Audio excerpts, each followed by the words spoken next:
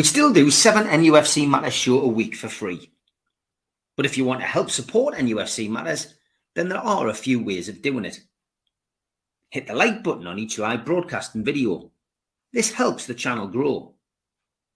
Hit the subscribe button and select the all notifications bell so you don't miss a single show. If you want to help us financially, then you can join the channel using this button with the membership starting at $1.99 a month. Or you can drop us a donation in the chat using a super sticker. We're also looking for sponsors. If you'd like your brand advertised on the flyers for the show and featured during the ad break, then email john@nufcmatters.com to arrange today.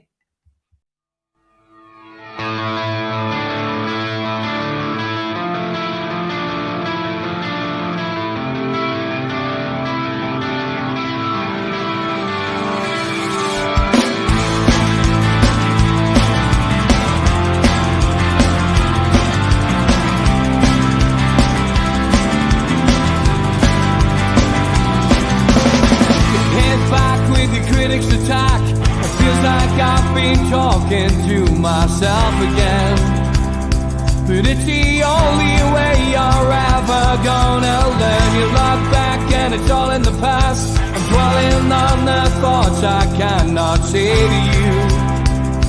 If I don't say the words, then maybe it's not true. Good evening, welcome along to NUFC Matters. It is the Premier League show, and is Melly having another sit in there? Where is he? Sorry, I was just looking for my tin hat. Sorry. Classic. Welcome along to Melly, of course, our resident Manchester United fan, but he's got a good knowledge of football in general. That's why me and him do the Premier League show together. And Melly, let's start with a sit-in. We've been there as Newcastle fans. We've done protests. Tell us about Manchester United's protest at the weekend. What was that all about? Well, obviously, it's the Glazers out. And to be fair, I wasn't too keen on it to start with, the sit-in, but I think it's been the best protest so far, where there was about 7,000 stayed back, which is absolutely magnificent. Normally we do before the game and march through the tunnel and, we're Glazers out flags and stuff. But I think Saturday, it hit home, like how many people's backing it. I mean, the majority of them didn't get us wrong. A lot of people's got to get back home and stuff. And a lot of people will be saying that they've got to get back to London and that. But there is a lot of supporters, branches and trains and stuff. So to have 7,000 stay back for our first one, absolutely magnificent. I think it'll go from strength to strength. That's what we need. Relentless pressure on them, Yeah, I mean, the only way we got Mike Ashley out, I still say, is because fans stopped going. 10,000 people stopped renewing their season tickets, and it hit him in the pockets. And I think obviously the Saudi money offer was too good to be true for him. He got exactly what he wanted. So yeah, interesting to see. We'll wait and see what happens with that. I still think the next couple of months there'll be a few more twists and turns, and we'll wait and see what happens at Manchester United. As always, we talk about everybody on this channel. So if you support another club, feel free to put a question in or drop a comment into the chat. We'll stay on the Man United theme, though, because Blue Rhythm Boy said, Melly, it's surprising to see the players Manchester United are going after, Cucurella and Højbjerg. Thoughts on that? Well, I mean, I have watched Sky Sports News today, caught up with the transfer talk, and Cucurella looks like it could be a loan deal from Chelsea. Chelsea, of course, keen to offload as they're looking to bring more players in, and a loan deal looks like that could be suitable for both clubs. As for Højbjerg, well, there's a rather tenuous link with Ten Hag. He has managed him in the past. I believe he's a midfielder, so that's an area where you want to strengthen. And of course, there could be a possible 1 or 2 outgoings. I mean, we've talked about McTominay being linked with Newcastle. We've talked, of course, about your centre half being linked with Newcastle as well, and still whispers going on about those two things: Maguire and McTominay potentially leaving before the window shuts in 3 days' time. So, what's your thoughts on those two potential incomings first, Melly? For me, Cucurella, however you pronounce it, he is a decent player, mate. But I think it's a prime time for him to bring young Fernandes through. And I would just recall Brandon Williams straight back from Ipswich. He's gone out on loan, and during COVID, he was absolutely fantastic for at left back. Although he's a right back, he played absolutely brilliant. So give the young'uns a chance, but if they bring him in, he's not the worst signing. He's a good, decent player, and I've been surprised that he hasn't been starting for Chelsea. But obviously, the guys who are doing the job currently, they're not putting the foot wrong. So he's getting his nose pushed out. So it's probably a good move for him. Højbjerg, having worked with Ten Hag before, not my preference, to be fair. I would bring Amrabat in. He's 21 million. He's desperate to join Man United. And he's shown in the World Cup for playing for a team that maybe wasn't as good or as big as the rest of them. He's shown, and then even in the Europa League final against West Ham, he was the best player on the pitch. So I'd bring him in. McTominay has actually been linked with Bayern Munich strongly. Yeah. Surprising, but hey, these different leagues, we gone off this league. I mean, he's a good player. I didn't get us wrong, and I will keep him Man United. He's Man United through and through. I love the bloke. But he's just not getting his way at United, and they've got the bar set really high. I don't know how, but they have in midfield. So, I mean, if they can send McTominay over there and bring Graben back to United, that would probably be a fair deal, and I'd be happy with that. But Højbjerg, he's not for me. But getting on to Harry Maguire, it'd be a good signing for you, him like. You keep saying that, but Newcastle fans in general, and a lot of people in the chat, every time you say that or anybody links us with him, people are going, "Oh God, no, not Harry Maguire." I know, but like I've said before, because the pressure's on him, like at Man United, he was captain. They've took the armband off him now, but he was captain at United. You make one mistake and it's highlighted. I mean, we'll probably get to the points of referees and that, but you can see even where referees, if they make a mistake at Manchester United, then they're not refereeing the next weekend. That's how much pressure comes with playing or refereeing or whatever at Manchester United Football Club. The spotlight is on.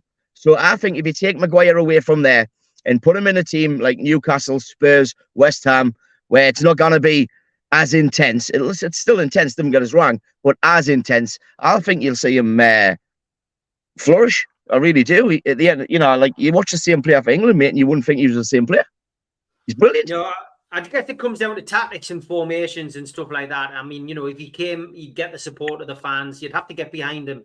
But I think there's obviously the wage structure at Manchester United. It's different to the one at Newcastle. He'd have to take a hell of a pay cut, and ultimately as well, there'd have to be some kind of deal where Man U pay half the wages. I just don't know how the deal could be done. And I think it's paper talk. Obviously, a lot depends on what happens with Lascelles, because unfortunately for us, Lascelles has been caught up in a little bit of controversy. And reading the stories and seeing the video footage, he's clearly the victim here. He's not the instigator. Obviously, there's two sides to every story, but the footage that we've seen, and obviously everyone else has seen online, it looks as if he's been out and about after a football match with his brother and tried to defend his brother, and that doesn't look good.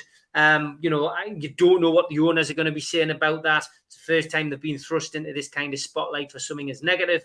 And as I say, regardless of whether he's the victim or not, it's that kind of message that the owners won't want to send out, I guess, to young supporters about going out and getting out on the drink after a game. It's going to be one of them. It's going to be a situation where he's either reprimanded. They've said it's going to be dealt with in house. But what does that mean? Who knows? Is he going to be going to Besiktas? Because there was rumours at the start of last week that Besiktas were interested. Has that got anything to do with the incident that's took place? Who knows? And if he goes, I think we need to bring somebody in, and maybe that's where the Maguire rumours have picked up momentum once again. But we will wait and see. What's the point of speculating on the Lascelles story until we know more? And I'm sure Eddie Howe will get asked the question on Friday at the press conference. But if he's a victim, mate, then he needs supported. From the video I've seen, he's been victimised there. He's obviously been.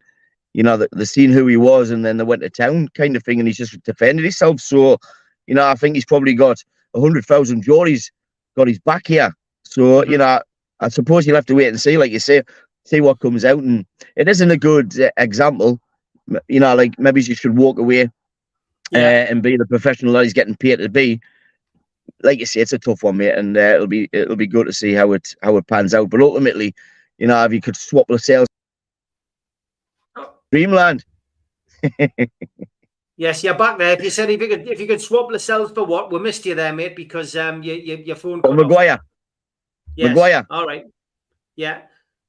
You're in dreamland, are you not? No, definitely not, mate. I don't think so, and I think you'll just upset a few people out there if you say that anymore.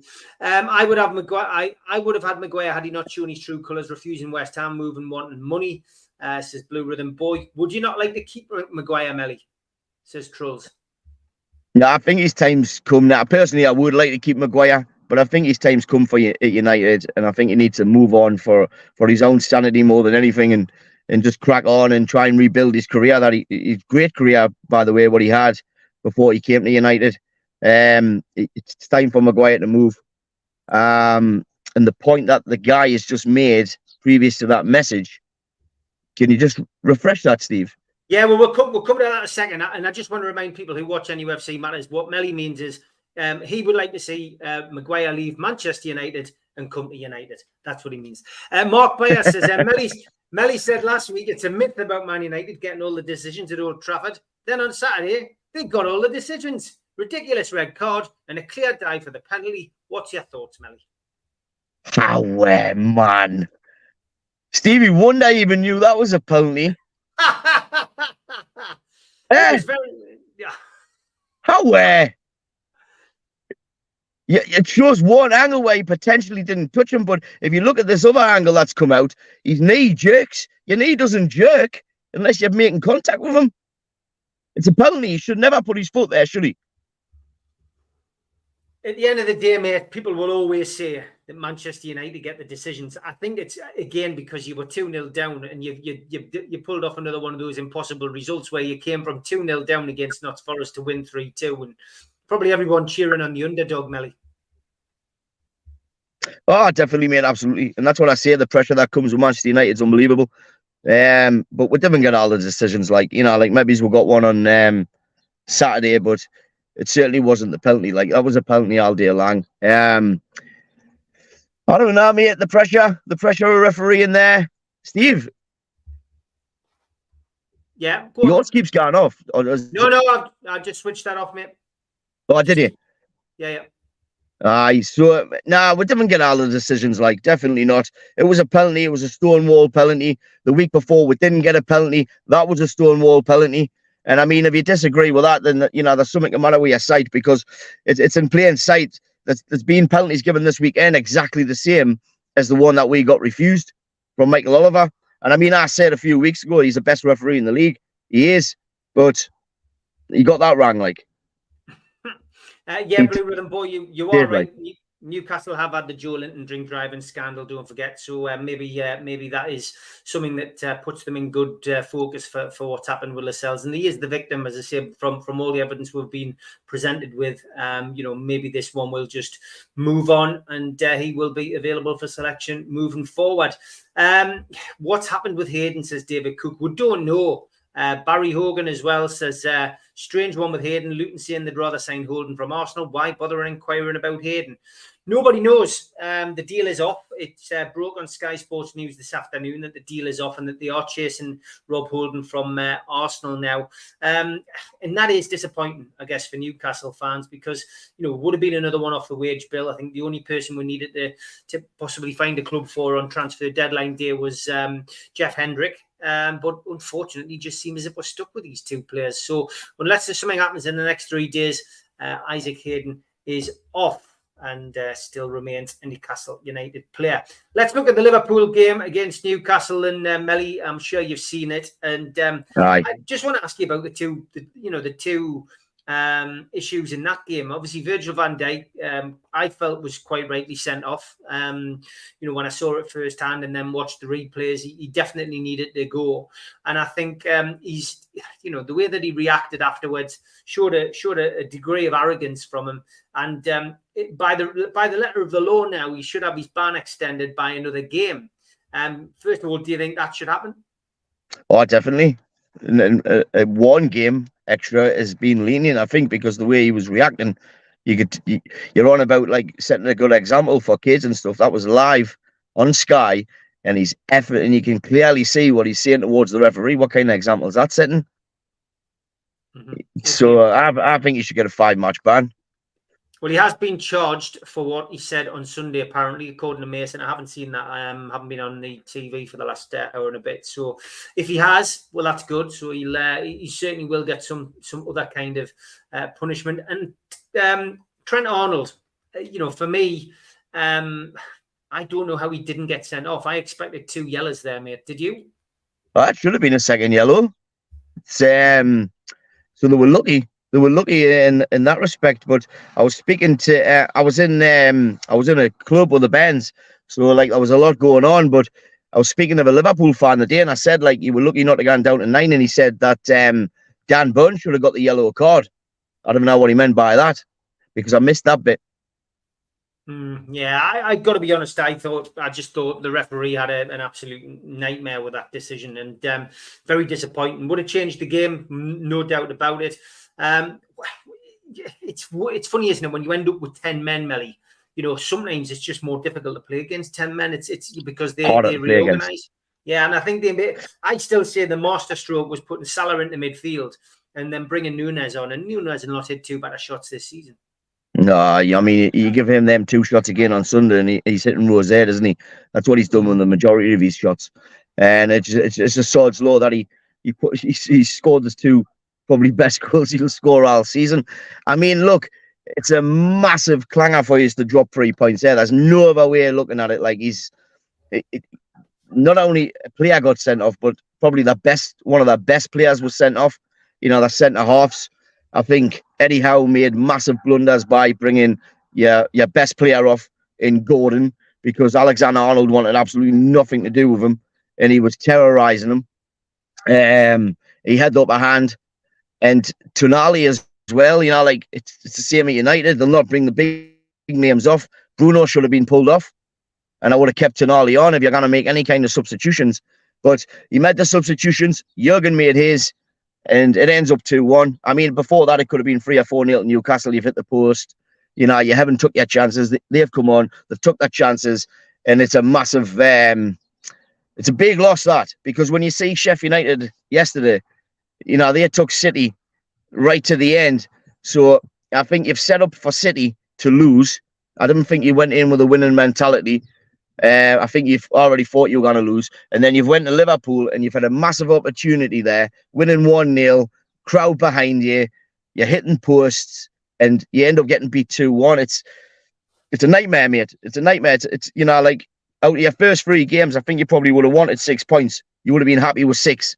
We'll get 6. We'll get 3 points at Brighton for me. I said that all along. I anticipated 7 points from these first 4 games. We're going to end up with 6, I think. I do think we'll beat Brighton. I certainly do. Brighton on. Are Brighton away at home? No, it's away, mate. It's away, but there's less pressure, I think, sometimes playing away from home for Newcastle as well. But we got a good result there last. Brighton's a happy hunting ground for Newcastle at times, and I think it's a good time to get that game. International break, then home to Brentford. It was always going to be a hard start. It was always going to be a hard start for Newcastle, but in theory, it's fact.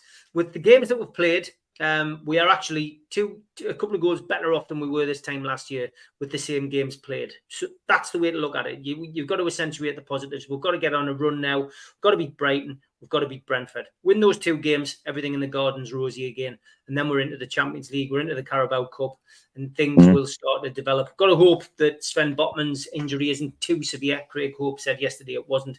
If we lose him again, we're back to that centre-half question. Newcastle might have to, dip into the pot again to try and bring a centre-half in. But going to wait and see what happens with that. It will be interesting. There's been a lot of controversy since our last show. Mike Dean, wow. That was amazing to hear him on the Simon Jordan podcast.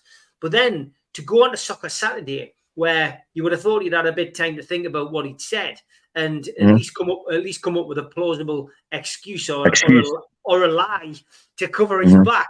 But what he did on there was he dug himself an even bigger hole, and it's caused a huge controversy. And I mean, he had the likes of Keith Hackett, Mark Halsey, to name but 2 referees come out on Talk TV at the weekend and condemn what he'd said, and said that it's put refereeing into the spotlight for all the wrong reasons. And when they were referees, it was never like that. And it's caused nearly as problems as the Spanish as they've got with the Spanish FA, which we'll come to. But what's your thoughts on the whole Mike Dean story? Well, I think everybody knows that it potentially happens, but to hear it from the horse's mouth, it's it's tarnished it even more, isn't it? It's not like it's a raving success for for an official to come out who's officiating last year to say that sometimes you wouldn't send him to the camera. It's his mate. He didn't want to put extra. It's ridiculous. It's absolutely ridiculous. This is like, no matter which way you look at it now, this is a money game. Teams could potentially be relegated, promoted, Champions League. There's a lot of money riding on these big decisions. And so for him to come out, somebody needs to, he needs to come back out. Like you say, like you said, the chance to come back onto Soccer AM and put it right. And he hasn't. I don't know, mate, where do you go from there? If you're the FGP MOL, what do you do? Well, it was Soccer Saturday when he came on, and he sits in the chair, doesn't he? He gives the referee decisions. He gives an opinion on what's happened with the referees. But it was, I think is it Simon Thomas who presents that now? But he came out and just given the opportunity to start the programme to basically put it all right, and he just absolutely floundered and flustered. It was Dougie sell a bigger hole. It was a nightmare, yeah. And I mean, anybody who doesn't know, obviously, it all just stems down to the fact that when he was doing VAR. One of his mates was refereeing, Anthony Taylor, and he just gave him a bye with a decision. I mean, you can't do that because he's unbelievable. And I mean, for me, really, and I've heard a few people say this. A lot of people think now VAR should be stopped until things can be sorted out. Because if he's doing it, how many other officials are doing it, Melly? Would you stop VAR now until it gets sorted out? I think so, mate. I mean, look, it helps with the big decisions, if we'd headed for that England and Germany with the Frank Lampard, we could have potentially been silverware winners, So it is needed. But like you say, until it's sorted, until it's perfected, and I mean perfected, where it's like AI, it cannot go wrong, then it needs to stop. And, let us have them discussions again about referees getting decisions wrong or whatever for the time being. And then when they've got it absolutely pin perfect, where nobody can, even for instance, man, a decision's taking 3 and 4 minutes to make still. If it takes that long, then you shouldn't have to decide. The original decision should stand. It shouldn't take 4 minutes when watching the screen. Everybody can make their mind up in 20 seconds, seeing it. So, what are they doing? Or they're saying, oh, look, potentially you're going to get a tiny bit of backlash here. What they're saying, release the audio, like we said the other week, release the audio then for now. Do something. Because at the minute, VAR's on its way down, and every week the spade's getting bigger, the hole's getting bigger, and it's nobody's got any trust in it anymore, Steve. Unless your team should have a penalty, and then all of a sudden he goes, everybody wants that because there's a penalty coming. But nah, mate, get rid of it. It's ruining the game, it's slowing the game down, it's stopping the flow, and it's not perfect. So why have it? Yeah, and then here they are with rule changes trying to speed the game up, but VAR slowed it down. Slowed it down, worse than anything else. Blue Rhythm Boy says you can't read too much into results yet. Don't think anyone expects West Ham to be up there in a few months. Certainly won't be top, I don't think. Bill Burnett says, Steve, I don't look at it like that. We should have beat Liverpool. I can understand losing at City, but I'm quite disappointed with our start. We should be improving. And John Ball says Bruno hasn't had the best of starts to the season and also had a poor pre-season. Do you think his head has been turned? Plenty links with Barcelona. Of course, that's a club that everyone says he would like to go to at some point. That's where he wants to be. I still reckon it's more down to the fact that he's got to learn to play with Tonali. They're very similar. I've said it before. I'll say it again. It comes down to two players being very similar and having to learn to play together as to why Bruno doesn't look the same player. I think when Tonali went off, I thought Bruno looked better. at the weekend against Liverpool. But it's one of those situations. I mean, it could be, it could be anything. He's clearly not going to be happy if he's not scoring goals, if he's not creating. Players are human at the end of the day. They're not robots, and they've got feelings as well. He's just been married. He's got kids at home. I think, Melly, you know what it's like, and I know what it's like to have kids at home at a young age. Sleepless nights. It doesn't matter if you're a Premier League footballer or whether you play on a Sunday morning. If you've got a bairn in the house, bairns are noisy, and it affects your sleep. It could be absolutely anything. Why doesn't? But I still think it's simply down to the formation and to Tonali coming in. Well, you can only go off that because you had a good season last season, and the only thing that's changed really, like you say, is the new Bobby and Tonali coming in. So, give them a few games together, see how they're going, mix it up. Hoy Anderson in there. I cannot see why he isn't getting a game. He's more than capable. Yeah, I agree. But Anderson's a good player. The only substitution I was surprised at the weekend was Longstaff coming on, because Longstaff, when he comes on, slows the game down, and then Anderson coming on quickly after that. Some of it just felt unnecessary. But I'm not a Premier League manager. I never have been. Yeah. I never will be. Yeah. I'm only a fan who's got an opinion. And I've got to be honest. I thought taking Tonali off and taking Gordon off, I think it did affect our play. But you've got to give credit to Klopp, who made the right decisions for Liverpool, and managed to organise his team. And ultimately, he got the win for his team by bringing Núñez on. It's not always down to the fact that Newcastle players aren't playing as well as they can be or whatever. Sometimes we've just got to admit it. The other team played better than we did. And it's as simple as that. And, coming off the back of the Man City defeat, it was hard to take. But we will win more than we lose, Melly, I think. Well, yeah, like you say, the Champions League's coming up. The Cups are coming up. There's going to be a lot of more games through the week. I said at the beginning of the season that this is going to be the best Premier League season we've had, and you know what? So far, it is. Teams is beating teams that you wouldn't expect. Teams are at the top, teams are at the bottom that you wouldn't expect. So, so far, mate, I think there's going to be a lot of twists and turns, but Eddie Howe steadied the ship, like I said, at Newcastle, but he needs to you need to take it to that next level now. He needs to, whatever that might be, he needs to think big, because, like I said, I was looking for my tin hat. That's the difference between a good manager and a world-class manager.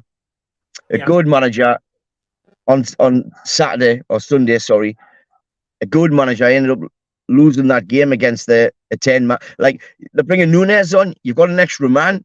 Double up on him. Mm-hmm. You double up on him then. You've got an extra man, keep him out of the game.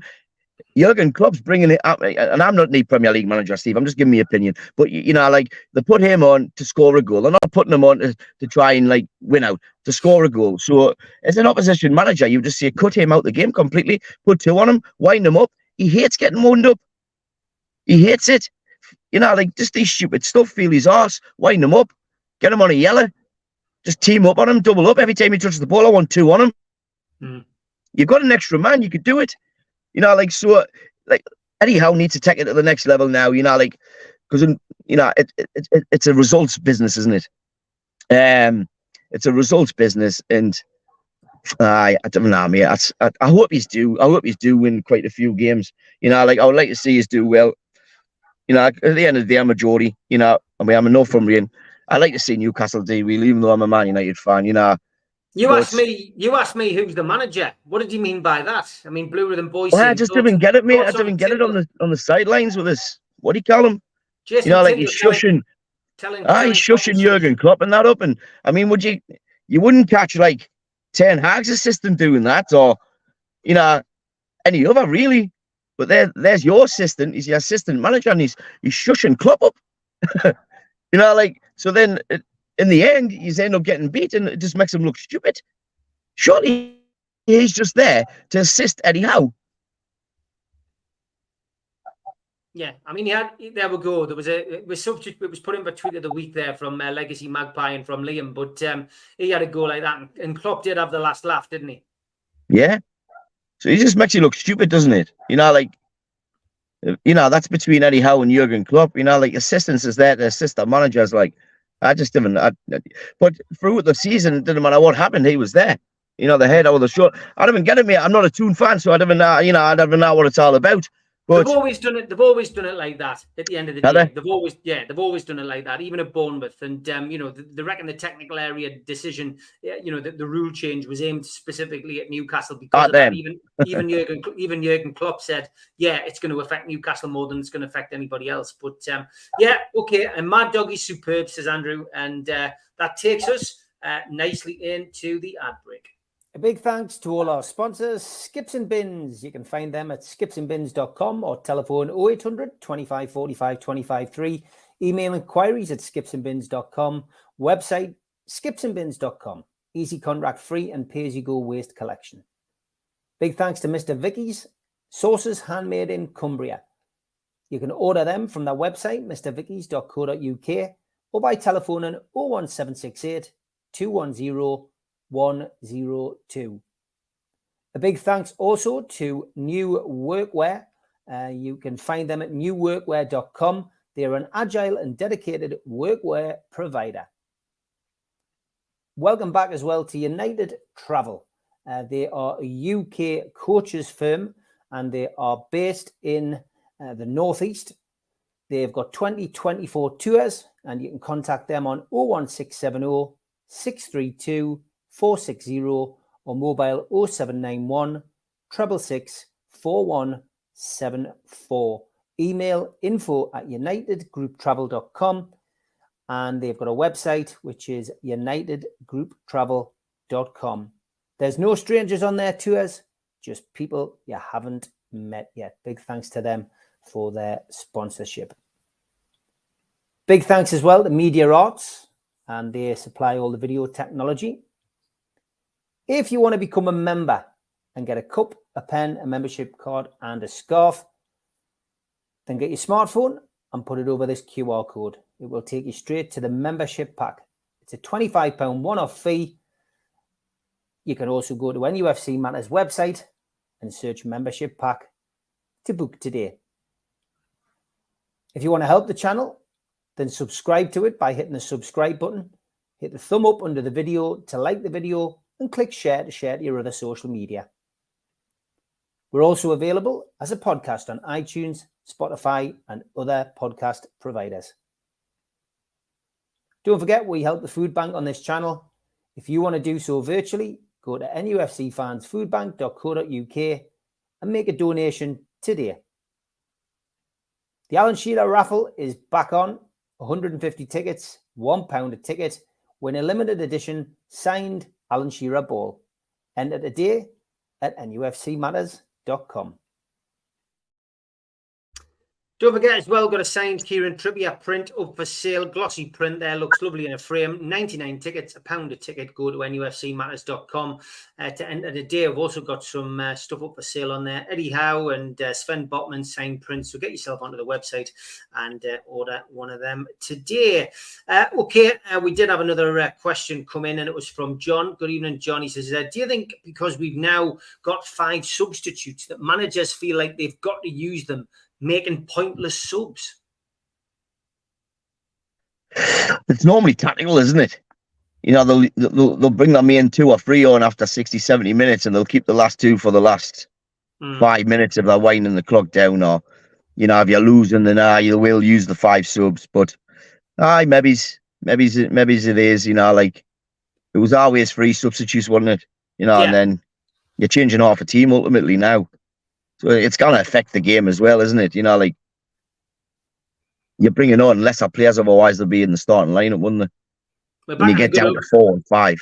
Back in the good old days, it used to just be 1, Melly. Was it 1? 1 substitute, yeah. You learn something new every day. Yeah, that was like before the Premier League, you see. I wasn't live there. I'm only 22, man. You're joking.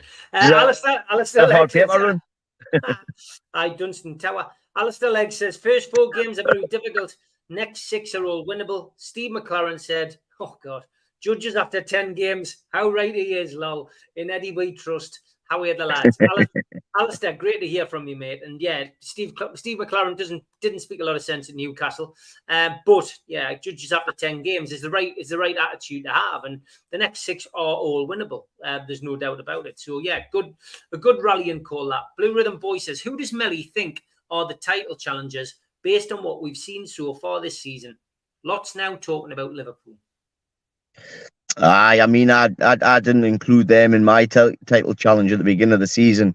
To be honest, you could have and you should have beat Liverpool, should you not? Yeah, I have not seen any team so far in the Premier League that Newcastle should be frightened of. No. Unfortunately, it doesn't always work out like that in games. That was just one of those games. But I've watched Chelsea, I've watched Manchester United, I've watched Arsenal, I've watched Man City, I've watched Aston Villa, I've watched Brighton, and none of those teams that we were up there and thereabouts last season have looked any different really. None of them look massively better.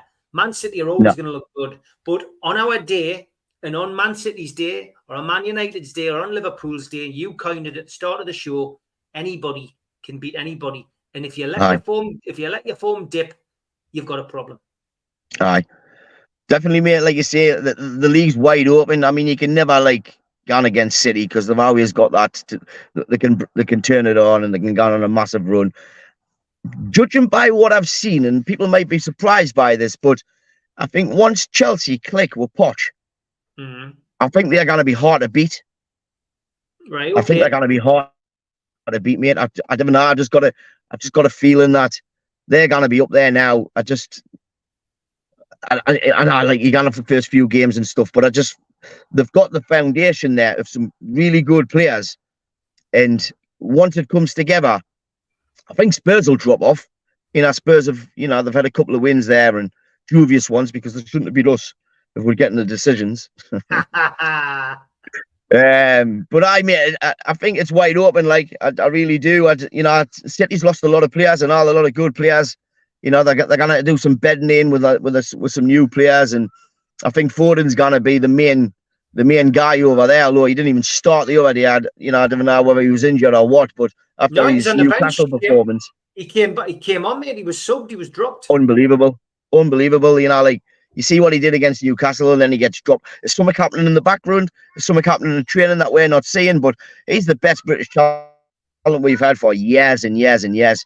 And if he's allowed to flourish in that City team, he'll take them to the title. Like him and Grealish as well. He had a poor start at City, but now every time he gets the ball, he looks threatening. He creates chances, and that's what they bought them for creating chances, and that's what they're doing.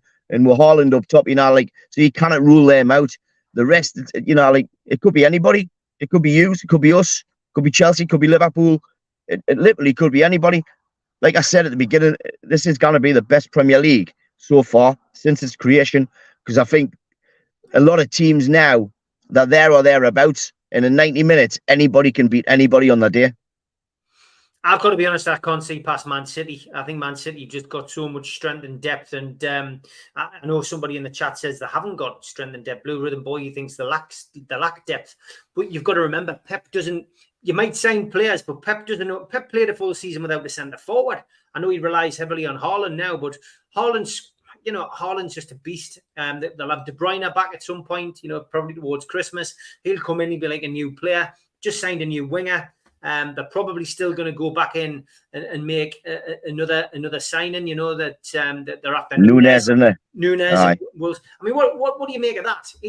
Players going on strike, Melly, really infuriates me. Shocking. I think and my mindset would be I wouldn't sign him, because if he's going on strike, what's he going to do if things go pear-shaped at my club? Aye. It's shocking. Look, you cannot blame anybody for wanting to better themselves and play for a better team and play for probably the best team in the league. Of course, he wants to do that, but you shouldn't have your club to ransom, a club that's paying your wages, a club that's got you noticed, because without them, City isn't even looking at you. Yeah, it's bad crack, that. I mean, they've got a Carabao bad Cup crack. Right. It's terrible. He should have been in training on Monday, putting his best effort in. He should have played, or maybe self-available. If they were going to do a deal, they wouldn't have played him in the Carabao Cup. But going on strike, yeah. I mean, look, we had that with Ben Arthur. Ben Arthur went on strike to get the deal to Newcastle. We had Johan Kabay. you know, some fans still hold Johan Kabaya. I had this the other day. I put Didi Hamann. Every now and then on some social media pages, I'll put a picture up of a player and say happy birthday to such and such. Now, Didi Hamann, you know, wasn't a nightmare at Newcastle. He didn't have you know, he's not a legend at Newcastle, but he wasn't a bad player. Of course, he went on to do much better elsewhere. But, you know, putting that up and loads of people going, but I wouldn't say happy birthday. They were like, oh, he's a traitor, this, that, and the other. And I was thinking, wow, these, you know, and yet people, if you put Johan Kabay up, oh yeah, happy birthday, Johan. He went on strike at Newcastle, and yet he's held in high esteem. I'll never understand that. I'll never understand. Everyone's got opinions about different players, but yeah, going on strike, bang out of order, and you know, what would be the best thing there? It would be absolutely fantastic if Man City didn't go back in for him and he had to like dig it out. He had to dig it out at Wolves. There's been one or two players gone on strike over the years, you know, and you know, some of them it's worked out, others it hasn't. But you know, it's interesting. Blue Rhythm Boy says, can West Ham get top 6?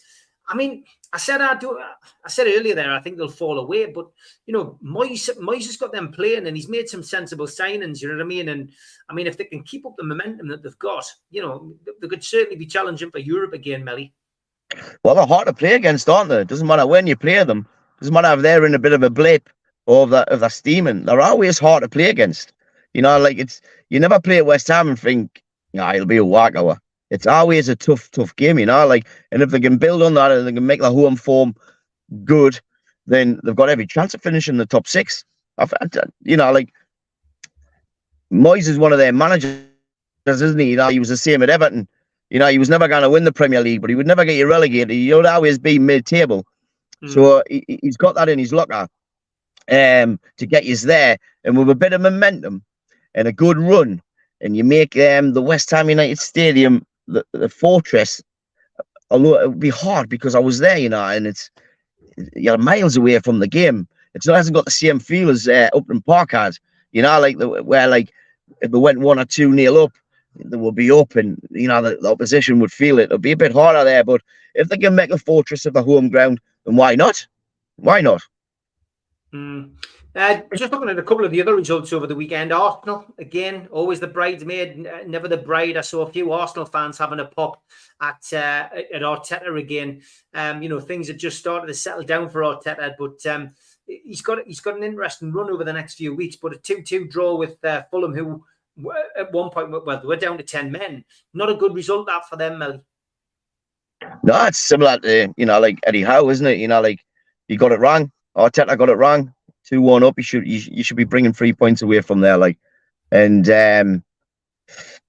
we go there this weekend, and my last 2 visits, I've ended up like little man syndrome, storming through North London because they've scored a late one, you know. So I hope I'm not like that on Sunday. But Arsenal's, I don't know, mate. You know, they went on that run last year, didn't they? They did really well. They should have won the Premier League, to be fair. But before that, they were poor. You know, like everybody expected 3 points when they were playing them. They were that bad.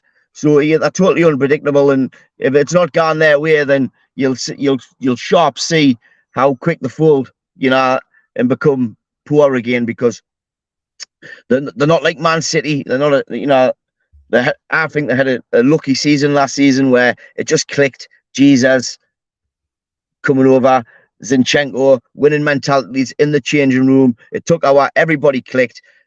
Xhaka, although he's an absolute jack in the box, he's gone now. They haven't got that in the middle. Although they've got Odegaard, he's a good player. I like him, but nah, I can't see Arsenal really.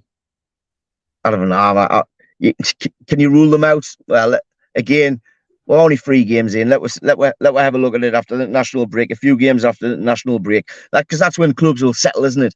They'll get to this international break after the weekend, and the transfer market's closed. Everybody's in. Let's get the club together. This is who we've got until January. So you know it's all on out. Let's go on for it. And then the first few games in, you'll see how we're gone. And then in the end of September, we'll have a good feel of who's going to be there and who isn't going to be there come May.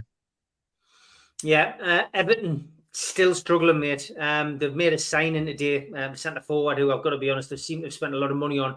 Not heard anything really about him. Is he any good? Who knows?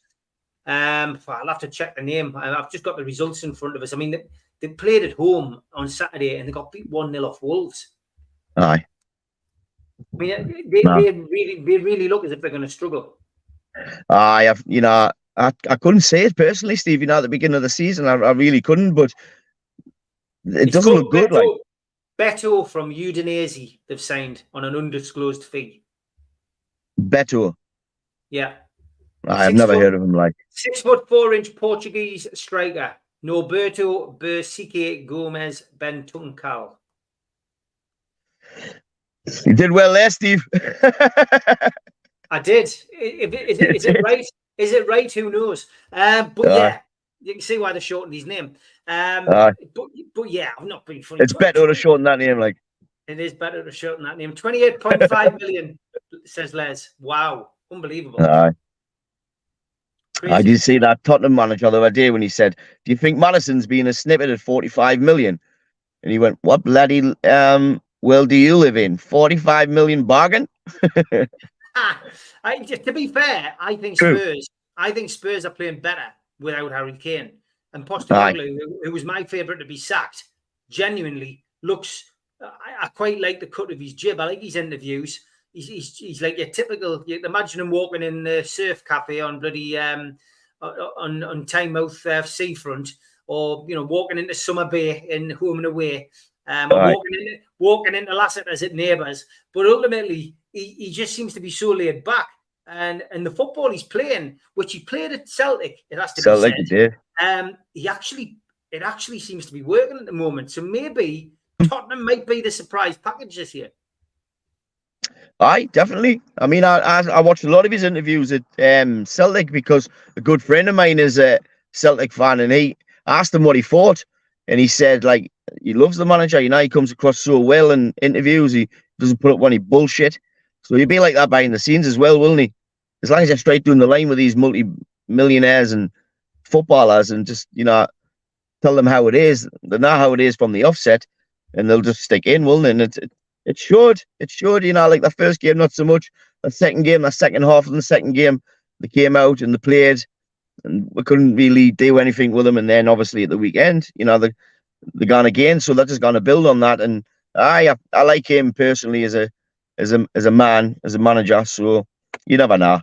But I don't know. Have they got the depth if anything happens? But they haven't got any. They haven't got any European football, have they?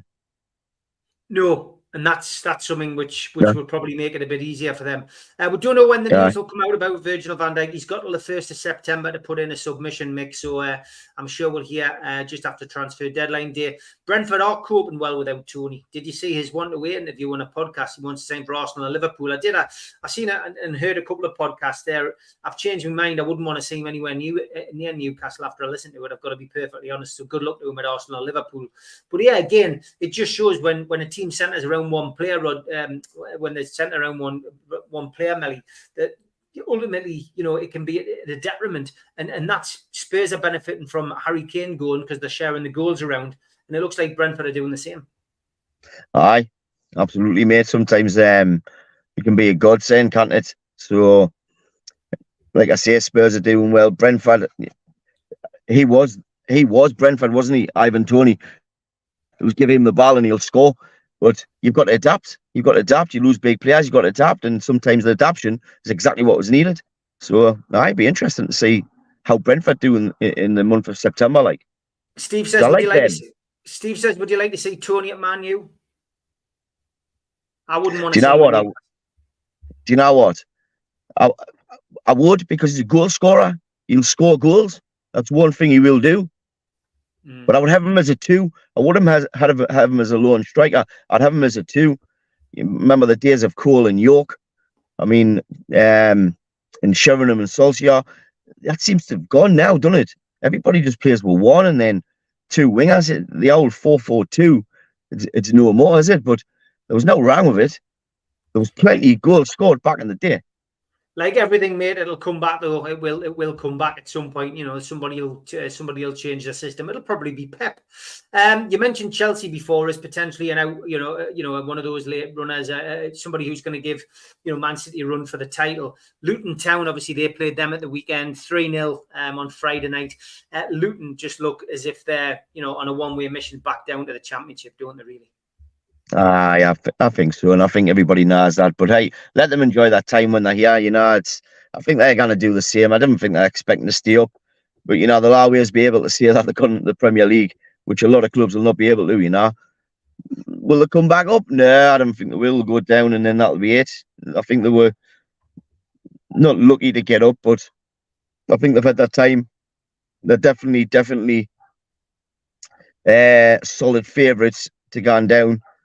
I'm trying to think if I've seen any positives from them, but they never looked like they could actually create and score. Do you know what I mean? They did have a couple of counter attacks, but that's all they've got in the locker, isn't it? That's but they haven't got that in the final third. Somebody like Ivan Toney who they can lump it up to, and he'll score. So I worry for them. But hey, I hope I get the ticket for the away ground. I'm looking forward to visiting that once it's done. Yeah, I mean, obviously, big games coming up at the weekend. Arsenal against Manchester United is on Sunday. How do you think you'll do against Arsenal? What you will win, what you will win at Arsenal at the Emirates? I would like to see a 2-1 to Manchester United. I would hate to think that they snick it again. They're there for the taking, aren't they? They're not on. They're not playing as well as they were. They have a way mind, but it'll be typical of Man United to go out before the international break and get that win. It really will. And I hope I'm proven right, because it's a long way to go. Come away depleted. It is. Luton's signing. Really is. Luton's big signing has been Barkley. That's a bad sign, in my opinion. I've got to agree. Yeah, as soon as I saw that, I thought, dear me, there's somebody going for the money and sit on the sit in the fitness room, no doubt. And Rashford's letting me fantasy team down. Get him sorted out, says Blue Rhythm Boy. How are you doing with your fantasy team, Steve? Better this weekend. I got 42 points, and the average was 43. I don't know what it means, but certainly no, I'm not bottom, mate. I am not bottom. But I probably won't be far away. I daren't check the league. Mozza tends to keep us right in the chat, and she's in the chat tonight, so she'll probably have a laugh in about 2 minutes before we go. Luton won't win one game all season. That's my prediction, says Paul. Well, you could be right. You could be right there. Liverpool play Aston Villa. That's on Sunday as well. It's quite a good Super Sunday, to be fair. Good game, that. How do you see that going? Aston Villa, since the 5-1 defeat, have turned things around. Of course, coming away with another win at the weekend, they beat Burnley away 3-1, which it's never an easy game. Burnley away, Liverpool against Aston Villa at Anfield. How do you see that one going?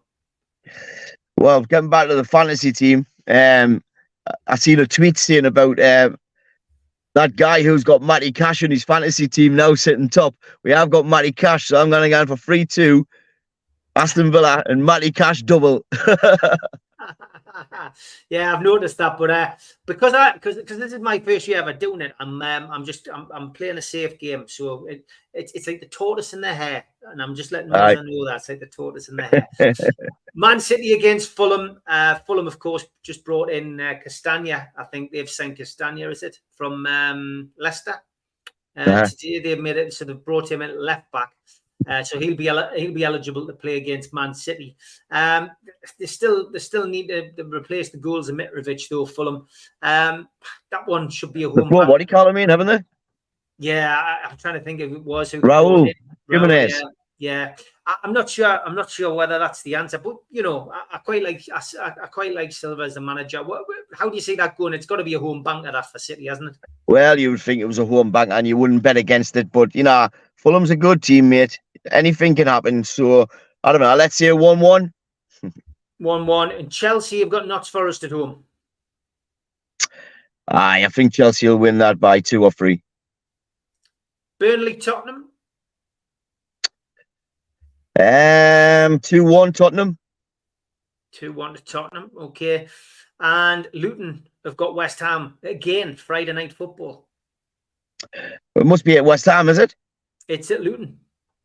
So is the game's back on now? Luton's first home game. Yeah. Is it? You can't see any other than a 2-1. Luton might get a goal, but it's got to be a West Ham win, that. All right. And Sheffield United play Everton on Saturday. That's a lunchtime kickoff. Interesting game, that. It's got no teach written all over it, hasn't it? Yeah, I can't see. I can see a draw in that game, which I think Everton would be happy. Everton would be happy with. Sheffield United wouldn't be. And Brentford against Bournemouth. Luckily, that's not on TV. 2-0 Brentford. Palace Wolves. Ooh. Palace to win that one, I think. Another draw for me. Maybe it's 0-0, 1-1. 0-0, 1-1. Okay. And Saturday night, the big one. Brighton versus Newcastle. Well, unfortunately, I'm going to have to go for a Brighton win because of how they've started. I know they didn't get the result of the weekend, but they're at home. So I'm going to go 2-1, unfortunately. Well, son. Newcastle to win that one, but I'll give me prediction later in the week, of course.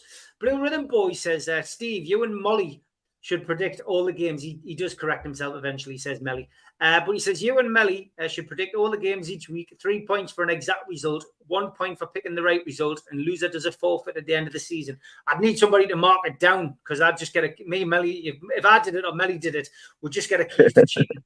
Well, we'll see. I'd happily do that though, Steve. Oh, I know you would. We'll see. I've got a great forfeit already.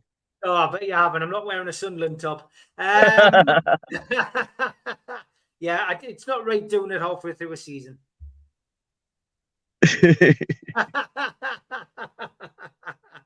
We'll give it some thought. We'll see what we can do. Melly, as always, absolute pleasure to have you on, mate. Keep a hold and go on. What were you going to say? I just want to give a quick shout out to Paul Tweedy of Twitter. He's a lovely guy, and he says, I've got to tell you to stay off the red wine. He sent us a message today, and yeah, he keeps putting red wine on me drink on little tweets and that. He thinks it's hilarious. I put these on because I knew you'd appreciate them, Melly. I thought you'd appreciate that one. And this Aye.